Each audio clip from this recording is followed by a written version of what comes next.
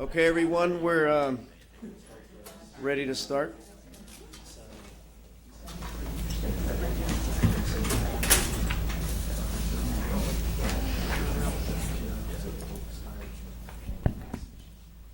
This is a privilege for me. Our keynote speaker is a good friend of mine. We actually met several years ago. A mutual friend introduced us over email.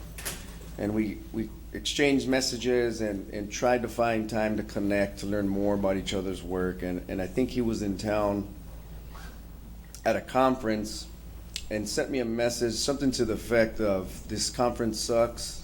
I won't say which conference. Is there any way you and I can spend half a day together, grab some lunch, and I can learn about what you do? And I had time, was in the area, and picked him up, and we hit it off. We have a lot in common, a lot of values, very family-oriented man. Our views on the work and what works, community violence intervention models, how people are the most important component in any community to save that community. And so, just over the years, I've enjoyed Eddie. I see him in a lot of ways as a mentor to me. We'll call or text each other frequently and ask advice about small things, big things. I won't go too much into his background and his experience, as he will share that. I will add, though, and I also texted him this a few weeks ago and told him that he married up. His wife is a wonderful advocate in this space. He will attest to that. I just had the pleasure of working with her on a project in Kansas City, and they really are a power couple. And I admire Eddie, his wife, the work that they're doing together and individually across our nation.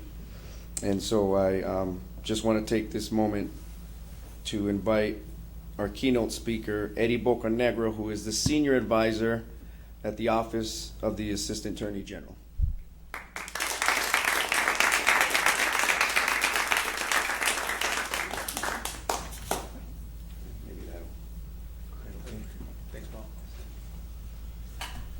Well, good evening. I'm going to be honest, I'm in Chicago time, which means my energy level, I might need y'all to kind of help me up throughout the day, especially considering the fact that I have 7 children at home, and so you could imagine how much energy that actually takes.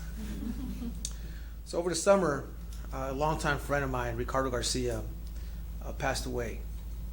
I was about 16, 17 years old when I first met Ricardo. He had just came out of prison himself. He was about 6 years older than I was. And he was a big dude.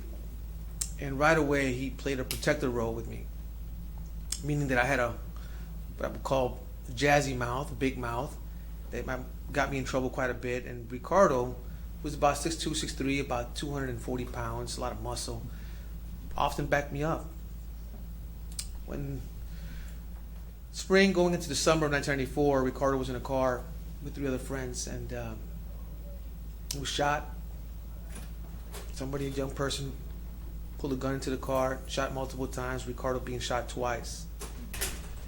One of those bullets hit his spinal cord and paralyzed him. At the hospital, as we were learning that Ricardo's time on this earth was pretty limited to hours, I had visited him several days in a row, and all these questions came to mind, thinking about where our lives kind of ended and how much of my life is tied to what happened to him that day. The last time I was at the hospital, I remember there was about 7 other friends of mine, all childhood friends. And we gathered, 40-year-old men, in this hospital, and 6 of us had to sneak in there, by the way. Hospital rules, you can have 2 people at a time. So they sneaked in there. I say they, I was already there legally. And they pulled the curtain, and I had invited a priest. I invited my priest to share some last prayers. And the gentlemen, my friends, right away, like, "Hey Eddie, we should do our gang creep prayer." And I'm just looking at them like, "No man, we can't do that." And then Ricardo he couldn't speak yet, tube was in his mouth, but he was craving for water. He wanted water. I knew, because I was there several days before, that we couldn't give him any water. It was going to go to his lungs and he'll get ammonia and all that. And one of the gentlemen, who was actually a few years older than I was, he gets up and he's like, well, if Rico, which is his nickname, wants water and that's his last dying wish, we should give him water. And I look in the corner of my eyes, I say, hey, you give him water, you're really going to kill him. He's going to die. But that's his last wish, Eddie. And I know that my friend and half of the group was like, yeah, we should give him water, we should give him water. But they're all looking at me as if I'm like, have to make a decision. And I'm looking back at them, and I just at the moment, first I'm like, well, I'm not going to get indicted with this one right here. The second thing I was thinking to myself is just like the level of empathy and compassion that my friends had towards our friend Ricardo who was dying. These men that I speak of were men that were full of scars, bullet holes, who have done prison time, and which I'll say probably collectively they had 150 years of prison time together. And yet seeing their friend on his bed, all they wanted to do was ease his pain. I'd like to take a moment and just express my gratitude for being in your space to talk about an important topic on a personal level, but an important topic for the Department of Justice. I also want to acknowledge not only UCLA Law School and looking around and how many students there are here or faculty, and for your commitment and your work around this issue, and the willingness to also expand and broaden that information, that knowledge that ideally would help you in the years to come. And I do want to also give a special acknowledgement to Giffords for doing one of the smartest moves they might have done in the last couple of years, which is hiring Paul Carrillo.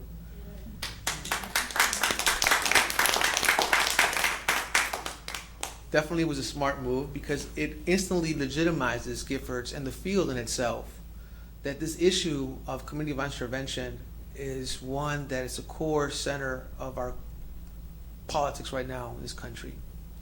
And it is for sure one of the top priorities of our current administration. I want to share a quick vignette here. And throughout these next 20 minutes or so, I plan on sharing a couple of stories and really tie in some of the remarks, some of the comments that you heard from some of our panelists, and hopefully tie in some of the work that you're currently doing. And it's a story about two brothers. And so these two brothers, back in 2005, right after the younger brother had finished his second deployment in the Iraq War, came to visit his brother. And he has his army uniform, and when he walks in, the older brother, he is mesmerized by the pride and the way that his brother's showing up, and just feel extremely proud of who his brother has become. And as he looks at him, he's looking at his left lapel and he sees all these ribbons. Brown Star. He looks at 3 stripes on his sleeve, which is the E5 sergeant. And as they're sitting down, they're exchanging stories of war, of conflict. And the conversation starts very innocently. They start talking about childhood stories, about growing up in the west side of Chicago. And some of the stories involved some of the domestic violence that they both witnessed as kids at home, followed by some of the school violence that witnessed as well, and then followed by the community violence.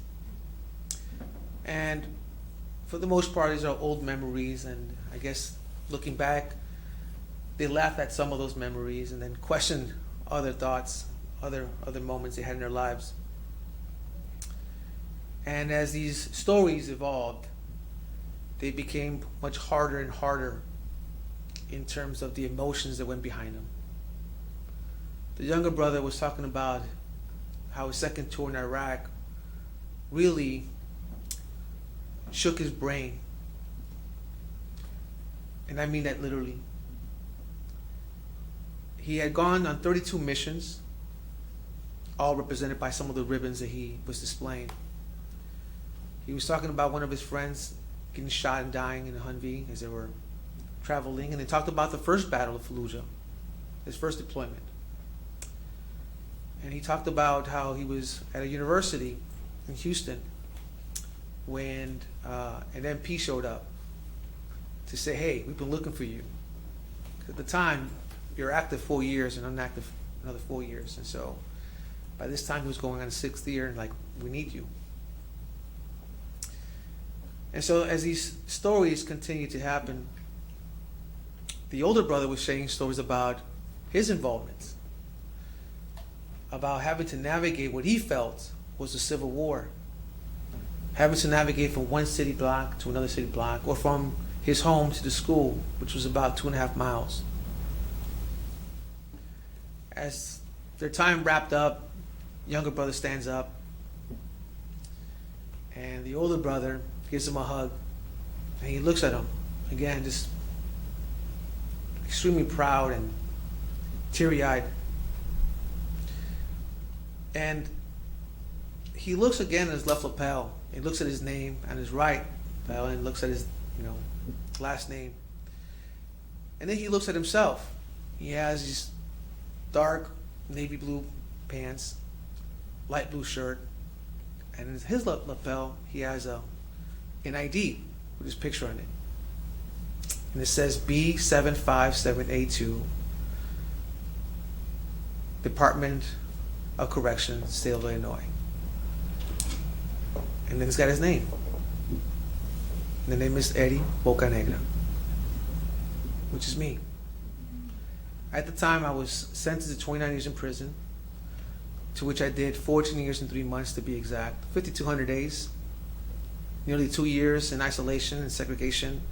But in reality, half of my time was actually spent in confinement, because most of the time, prisons are on lockdowns, 23 hours, and if you're lucky, you have 1 hour of movement. I share that story because I want to make a comparison. And the comparison is simple, but complex. When I looked at my brother's left lapel and saw that he was awarded all these ribbons for the missions that he was a part of, I asked myself at that moment, as I continue to ask myself now, how our country validates one act of violence versus the other. And it is through that journey of life, and I will be the first to tell you that as much as I wish I could tell you that I went to prison for drugs or for purse snatching, I went to prison for something very serious. When my friend Ricardo was shot and paralyzed, shortly after I went back and retaliated. There was no interrupter, there was no outreach worker. And this is the way that I wanted to honor my friend. And while my intent was never to actually take someone's life, I did want to paralyze someone, because I wanted to inflict the same level of pain that I saw my friend Ricardo going through. And as you can imagine, when you shoot a gun, you have no control of what the damage of that bullet is going to do. So, after a few hours in which I shot William Stuckey, 8-year-old kid, same age as I was, who had just recently been released himself, who came from a single-parent home, who was the oldest of, who was older than his sister, who was 14 at the time, who also had a learning disability. Of course, these things I didn't know at the time. And it's interesting because I think about how the media, and even in some cases the courts, it really is black and white. You have a piece of paper in front of you, and based on that paper, you're supposed to defend someone. You're supposed to, in many ways, think about how do you justify or explain, or simply, again, defend the individual that you're representing, or are in court to find guilty. And I think about that because too often, people's lives are not humanized. People's behaviors are not always understood. Tomorrow you'll hear from a really good friend of mine, Professor David Olson, who is going to share some light in terms of who are the people that actually carry these guns and why do they carry guns. In my line of work, I'm going to be just a little bit of a narcissist for a second. Because in my current position, I am the first person in our history to not only be in this role, to lead our CBI initiative, but as somebody who's been formerly incarcerated and to be incarcerated for the kind of crime that I committed. To me, when I go to prisons, which I still do, I share those stories and I share where I'm at to provide a little bit of hope for individuals that while the times have changed, there is so much progress that we've made around our policies. Not to the extent yet that I think we need to or must have, but to the extent of which in some cases and in some states and in some institutions and in some universities, having a background isn't even asked anymore. So I think about all the advocacy, all the previous attorneys, all the frontline staff, all the people that come from these communities that have really collectively organized around these issues. And for that, I am grateful. In the last 14 plus years of being free, being home, I started my career as an outreach worker for a program called Ceasefire, now known as Cure Violence. And I'm appreciative for the fact that even though they would never say this, to me it was a workforce program, because it was one of the very few programs that was out there that having a background was actually a plus. And so I started my career there first as a volunteer, working out of a church. And then shortly after that, they saw the potential that I had and the networks that I had within some of my previous relationships in the community, and how I was able to broker that to really try to bring some level of peace. And in many cases, to pull some of these young men out of the gangs, what we call gang detachment. And so 3.5 years being there, and during that time I was in a documentary called The Interrupters. That documentary gave me a platform to talk about these issues. And after 3.5 years, I realized that I couldn't do this work as an outreach worker or as an interrupter for too long. There is an expiration date for that. And I also recognized through that journey, as I was in undergraduate school and in social work and learning more about this work, I learned that if I'm ever in a position of authority or leadership, what would I do different? So I went to do community organizing for about 1.5 years at the oldest community organization that worked on social justice issues in Illinois, which was Community Renewal Society, where I organized congregations around policy issues.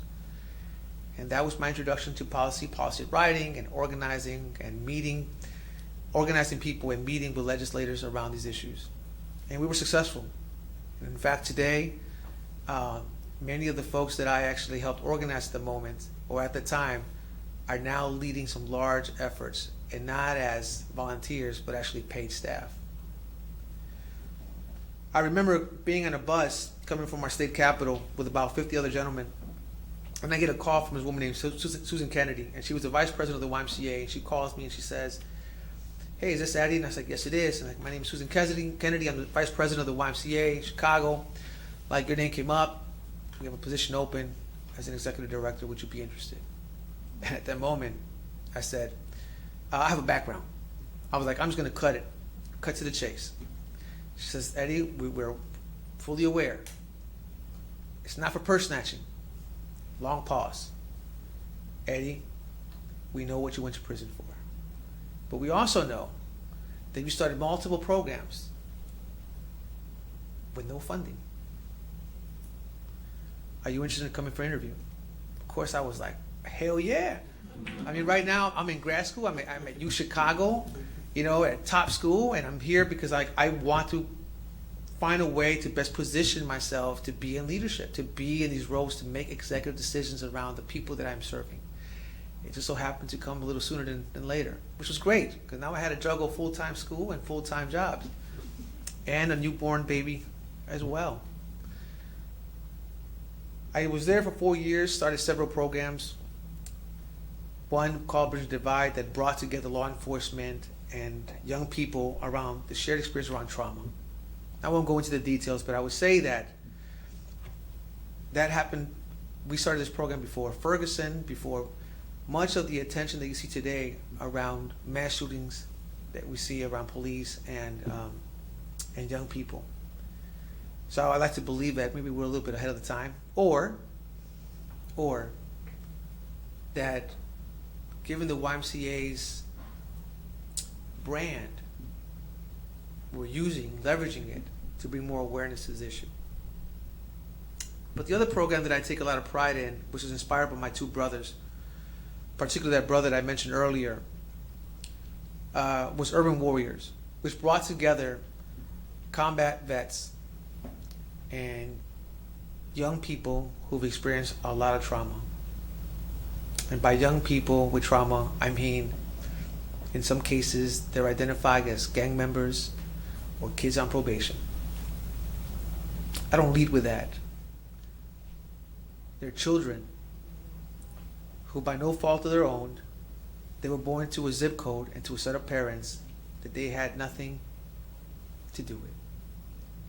And I would tell you that based on the zip code that you're born to, and in many cases to the parents you're born to, really determines of the outcomes of your life. So having said all that, this program was really designed to really create a space for two marginalized groups to find ways to heal. It's that program that actually got me to the White House a couple of times under the previous administration, which was Obama's administration. Just wanted to be clear on that. And it allowed me to really think about creative ways to both message and to legitimize trauma. And Paul and a couple of folks alluded about that just a second ago. From there, I came to Heart and Alliance, one of the largest nonprofits in the state of Illinois, where they do a lot of work internationally and locally around mental health and around housing, homelessness. And I remember negotiating with my previous CEO and say, hey, if I take this job, I don't really care. I mean, I do care what you pay me, the why I already counteroffered. What I care is, can I leverage all the resources that Heart and Alliance actually has? And she said, absolutely. That's exactly what I want you to do. And so in 2017, following a year in Chicago where we had over 750 homicides and we had almost 4,000 shootings, an initiative called Ready Chicago, Rapid Employment Development Initiative, began. And so I want to just briefly share, just because of time, what these experiences on the ground has taught me and why our current administration selected me, asked me to fill this position. And so I would say that the lessons that I've learned, and there are many, is really about what you heard today, which is the importance of multidisciplinary collaboration. If we think that street outreach workers or social workers are going to be able to manage and deal with this issue of gun violence by themselves, like, we're totally wrong. And I think too often the field in itself for years has perhaps approached it that way. We see now that I have a larger lens to look through, I'm seeing that where we see promising evidence, and in some case real evidence, is when you have multidisciplinary approaches to this work. When you're thinking about the housing, the mental health, the education, the corrections, law enforcement, legal aid. When you're able to combine that, you're able to demonstrate a larger impact in your investments. But I also will tell you, as someone who reviews some of these applications, that there's some amazing grant writers out there. My job is also to look at those grants and to really think about what theory looks like and what practice really is.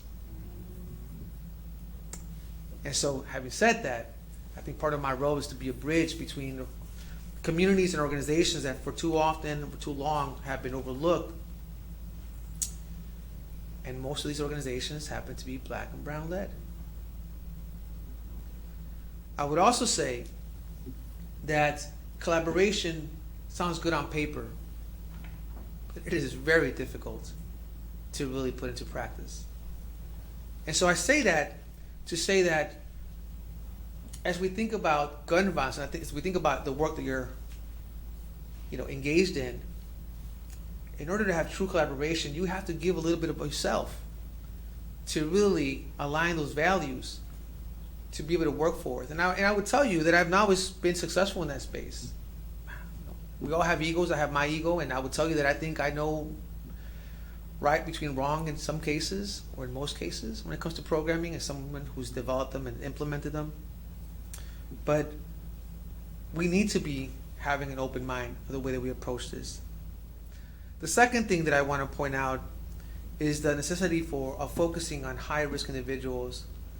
It's critical to really reduce gun violence. 70-80% of our gun violence here, as it relates to urban communities, are concentrated in certain pockets.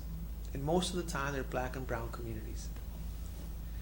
And yet, when you look at city budgets, when you look at where money is going, or what kind of services are being supported, too often, even when we're thinking about reducing gun violence, we digress. We keep focusing on young youth programs, after-school programs, sports programs, art programs, which are really important.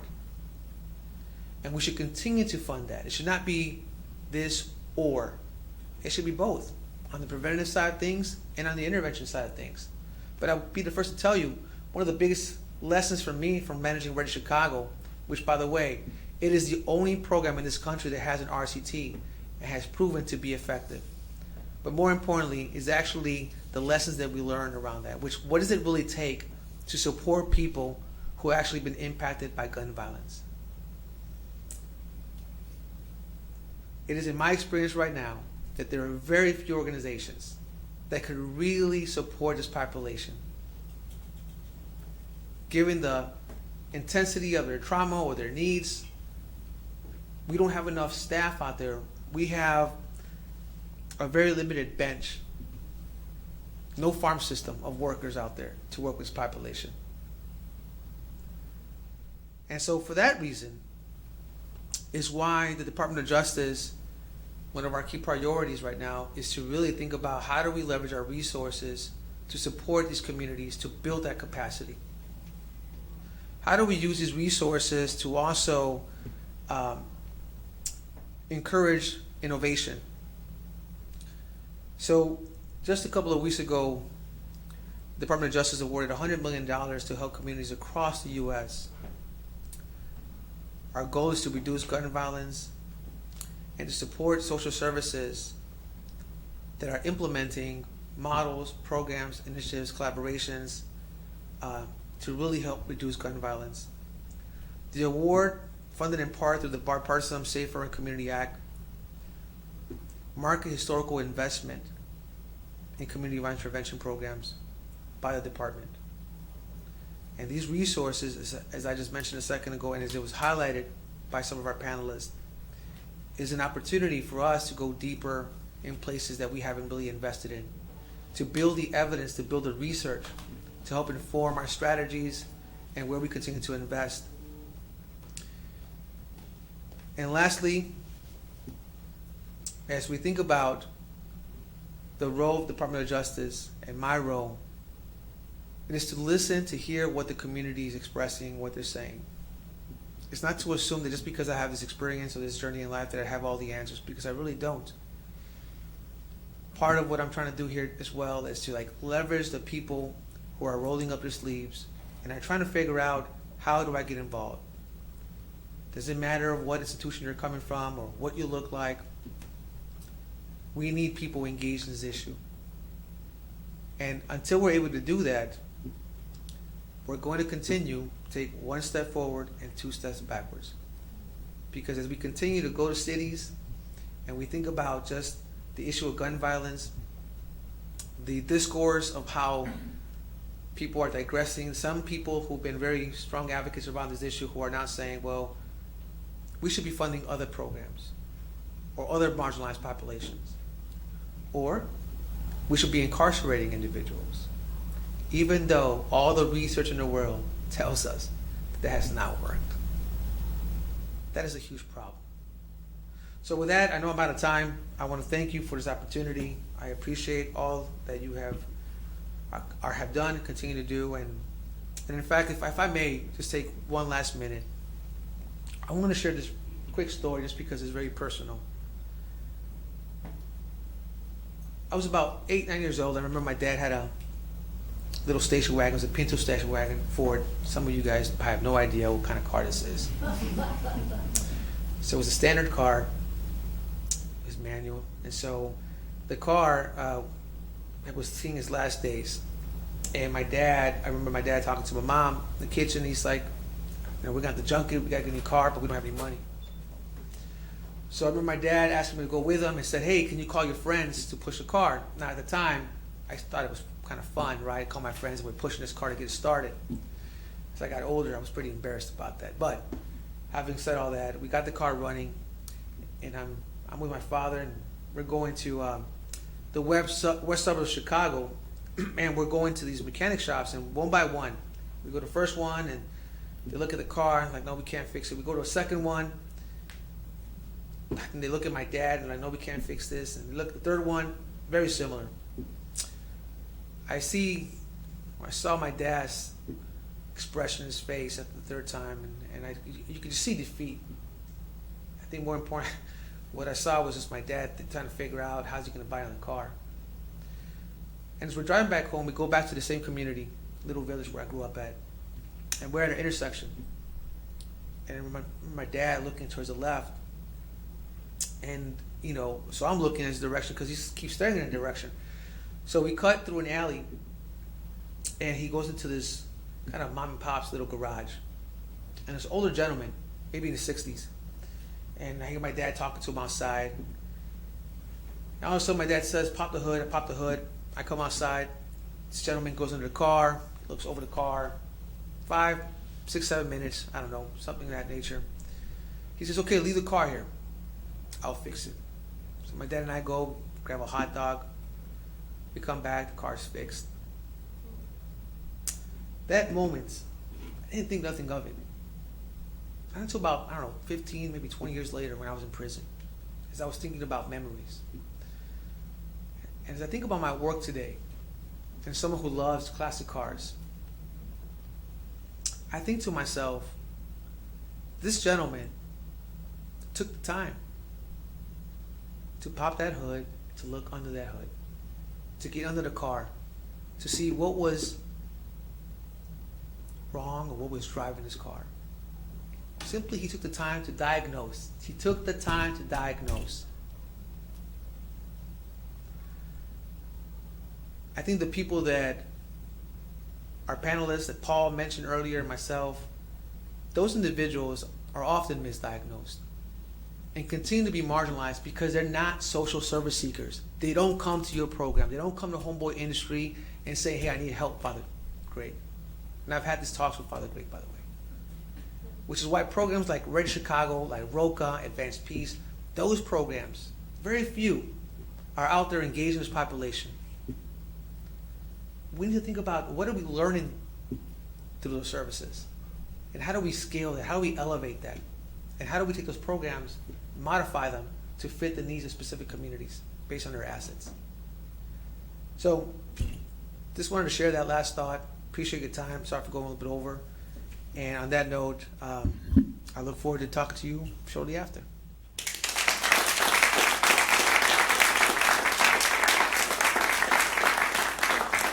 Thank you so much for coming to our first day of our symposium. Please join us in the courtyard right out here for tacos, beer and wine, and networking. And we look forward to seeing you tomorrow at 9:30 in the morning for another wonderful day of panelists. Thank you so much.